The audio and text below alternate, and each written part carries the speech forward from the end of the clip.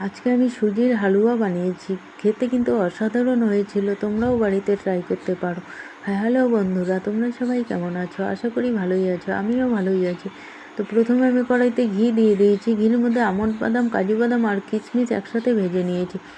এগুলো ভাজা হয়ে গেলে ওই ঘির মধ্যে 1 চামচ মতো বেসন দিয়ে দিয়েছি। বেসনটাকে একটু নেড়েচেড়ে নিয়ে এর মধ্যে 1 প্যাকেট সুজি দিয়ে দিয়েছি। সুজি দিয়ে কিছুক্ষণ সময় সুজিটাকে ভেজে নিলাম। সুজিটা ভালো করে ভাজা হয়ে গেলে সুজিটাকে নামিয়ে নিয়েছি। তারপর কড়াইয়ের মধ্যে আবার ঘি দিয়ে দিয়েছি। ঘি দিয়ে এর মধ্যে 3-4টে ফাটানো এলাচ আর একটি তেজপাতা টুকরো করে দিয়ে দিয়েছি। এগুলো একটু লাল হয়ে এলে এর মধ্যে পরিমাণ মতো চিনি দিয়ে দিলাম। চিনি দিয়ে কিছুক্ষণ সময় নাড়াচাড়া করে নিয়েছি। যখন একটু লাল হয়ে এলো এর মধ্যে 3 কাপ মতো দুধ দিয়ে দিয়েছি।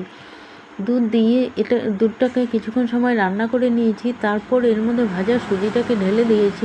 সুজিটা ঢেলে দিয়ে আবার কিছুক্ষণ সময় নাড়াচাড়া করে নিয়েছি। তারপর এর মধ্যে কাজু কিশমিশগুলো দিয়ে দিয়েছি। দিয়ে আবার কিছুক্ষণ সময় রান্না করে নিয়েছি। তো রান্নাটি আমার হয়ে গেছে, রান্নাটিকে নামিয়ে নিয়েছি। তো আমার রান্নাটি তোমাদের কেমন লাগলো? যদি ভালো লাগে তাহলে লাইক, কমেন্ট, শেয়ার এবং আমার চ্যানেলটিকে সাবস্ক্রাইব করে আমার